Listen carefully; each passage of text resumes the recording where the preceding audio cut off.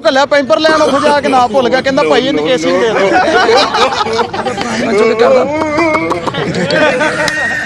ਕੇਲੇ ਵਾਲੀ ਰੇੜੀ ਤੇ ਗਿਆ ਕਹਿੰਦਾ ਕੇਲੇ ਕਿਵੇਂ ਲਾਏ ਕਹਿੰਦਾ ਸਿੱਧੇ ਕਰਕੇ ਦਿਆਂ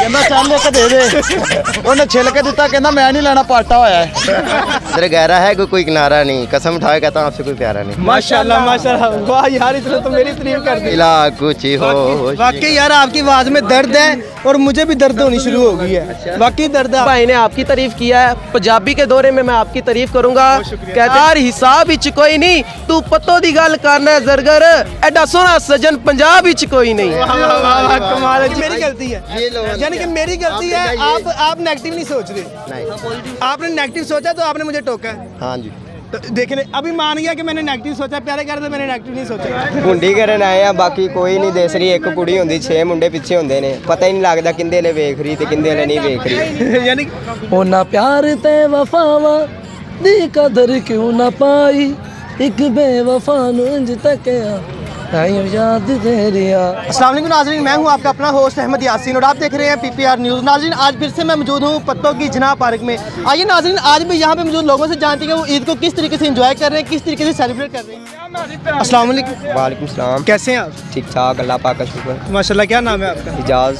इजाज़ भी मुझे ये बताओ कि कहाँ से आए हो आप? पत्तों की सही हो पत्तों की से बिलोंग करते हो तो मुझे ये बताओ कि आज ईद का दूसरा दिन है तो किस तरीके से आप सेलिब्रेट कर रहे हैं, किस तरीके से एंजॉयमेंट कर रहे हैं?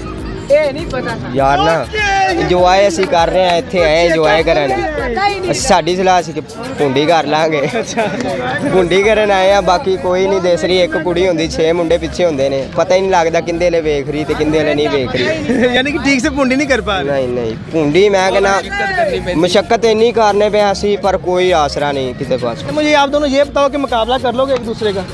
अल्हम्दुलिल्लाह मैं तो कर अल्हम्दुलिल्लाह मैं भी कर लूँगा। आप भी कर लेंगे। पहले किससे स्टार्ट करें? उस भाई से पहले आप वैसे ही सुना दे वैसे ही सुना दे। समंदर गहरा है कि कोई किनारा नहीं समंदर गहरा है कि कोई किनारा नहीं कसम उठाए कहता हूँ आपसे कोई प्यारा नहीं। माशाल्लाह माशाल्लाह वाह यार इसने तो मेरी तारीफ कर दी बहुत शुक्रिया यार। हाँ अब आप इसके रिलेटेड कोई जवाब देना चाहिए। जी बिल्कुल इस भाई ने आपकी तारीफ किया है पंजाबी के दौरे में मैं आपकी तारीफ करूंगा कहते हैं ये एक बार चश्मा उतार दें क्योंकि आपकी आंखों पर कहते हैं जेड़ी लज़त जनाब दी अखियां विच ओ लज़त शराब विच कोई नहीं तेनू खालक इंज तखलीक किता किसे कलम किताब विच कोई नहीं ते तेनू वेख के दिल ते की होंदा ओ मेरे यार हिसाब विच कोई नहीं तू पत्तों दी गल करना है जरगर एडा सोना सजन पंजाब विच कोई नहीं। कमाल है। जितना नाज़रीन आज मुझे लग रहा है कि यहाँ पे आना मेरे लिए ठीक है। उसकी कीमत तो 50,000 60,000 है। 50,000 60,000 लेकिन अगर कोई इसका लाख रुपया भी दे आप इसे सेल करना चाहेंगे? नहीं जी शौक है मैं। अच्छा आपका शौक है। नी सी बेवफाई आखी कानू सजी ना लाई एक बेवफा नू इंज तकिया ताइयों याद तेरी आई मेरी जिंदगी नू दर्दा दी खेड क्यों बनाई एक बेवफा नू इंज तकिया ताइयों याद तेरी आई तेरे हासियां ते मर दे सी प्यार तेनू कर दे दिन रात तेनू तक दे कदे न थक दे हो तेरे हासियां ते मर दे सी प्यार तेनू कर दे दिन रात तेनू तक दे कदे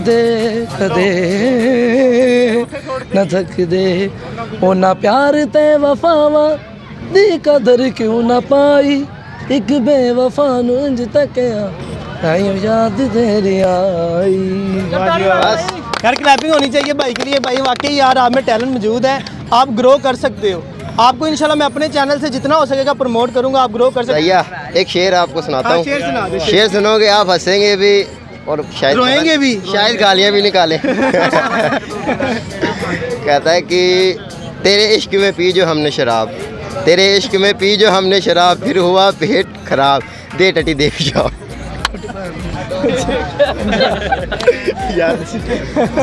दिल की धड़कन चेक करो धक धक मुंह तो मेहंदी लगी तो जुगत नहीं मारना तेज हो गई है। आखिरी स्टेज ਕੇਲੇ ਵਾਲੀ ਰੇੜੀ ਤੇ ਗਿਆ ਕਹਿੰਦਾ ਕੇਲੇ ਕਿਵੇਂ ਲਾਏ ਕਹਿੰਦਾ ਸਿੱਧੇ ਕਰਕੇ ਦਿਆਂ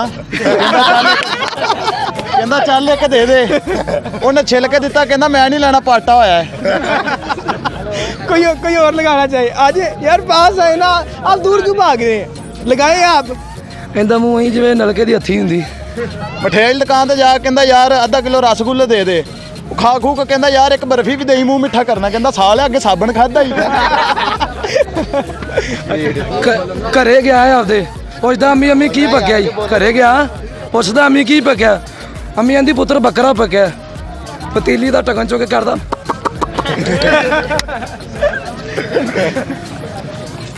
ਆ ਤੇ ਅੱਬੇ ਨੂੰ ਕਹਿੰਦਾ ਅੱਬਾ ਇਹ ਪਾਣੀ ਕਿੱਥੋਂ ਆਂਦਾ।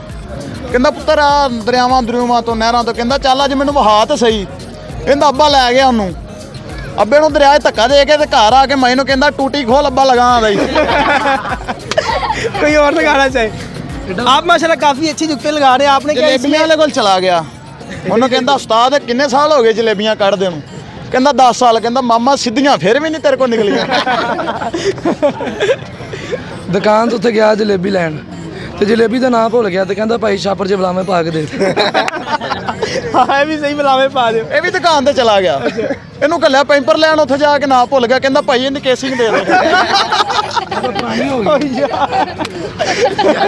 यार जुगत लगा दी। ਵਿੱਚ ਬੈਠਾ ਨੇ ਕੋ ਬੁੜੀ ਮਠਿਆਈ ਵਾਲਾ ट्रे लाए। ਕਹਿੰਦੀ ਆਪ ਕਿਆ ਲੋਗੇ। ਕਹਿੰਦਾ ਸਿੱਧਾ ਥੱਲੇ ਉਤਰ ਕੇ ਰਸ਼ਕਾ ਲਾਂਗਾ।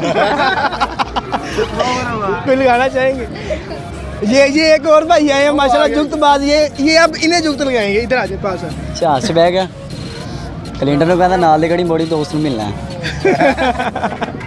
ਮਾਮਾ ਉੱਤੇ ਕਿਹੜੀ ਗਲੀ ਆ ਗਈ ਤੂੰ ਪਹਿਲੇ ਇਹ ਤਾਂ ਦੱਸ। इधर आए ना, इधर आए वो। अब आप लगाए इसे। ਅੱਛਾ ਮੈਂ ਲਾਵਾਂ। ਇਹ ਵੀ ਜਹਾਜ਼ 'ਚ ਬਹਿ ਗਿਆ। ਉਹ ਜਹਾਜ਼ ਉੱਡਣ ਲੱਗਾ ਪਾਇਲਟ ਨੇ ਆਖਿਆ ਆਪਦੇ ਬੈਲਟ ਕੱਸ ਲਓ ਇਹਨੇ ਨਾਲੇ ਕੱਢ ਕੇ ਬੰਨ ਲੈ। ਆਪਦੇ ਅੱਬੇ ਨੂੰ ਕਹਿੰਦਾ ਅੱਬਾ ਯਾਰ ਐਡਾ ਵੱਡਾ ਜਹਾਜ਼ ਰੰਗ ਕਿਵੇਂ ਕਰ ਦਿੰਦਾ। ਅੱਬਾ ਕਹਿੰਦਾ ਜਦੋਂ ਉੱਤੇ ਜਾਂਦਾ ਐਡਾ ਕੋਂਦਾ ਉਦੋਂ ਕਰ ਦਿੰਦੇ ਆ। ਹਾਂ ਤੇ ਅੱਬੇ ਨੇ ਤਾਂ ਦੱਸਣਾ ਇਹ ਲਾਰਾ ਹੀ ਲਾਣਾ ਸੀ। हाँ क्योंकि उन्होंने एक्सपीरियंस ज़्यादा है। ਹਾਂ जी तो नाज़रीन आपने देखा कि यहाँ पे मौजूद लोगों में कितनी कॉमन सेंस है और कितनी कॉमन सेंस नहीं है। और यहाँ पे मैंने हर तरह का सवाल भी किया और लोगों को प्रमोट करने की भी कोशिश की। अगर ये वीडियो आपको पसंद है तो इसे लाइक करें, शेयर करें और चैनल को सब्सक्राइब करना मत भूलिएगा। इसी के साथ अपने मेज़बान अहमद यासीन को इजाज़त दें। इंशाल्लाह मिलते हैं नेक्स्ट वीडियो में। तब तक के लिए अल्लाह हाफिज़।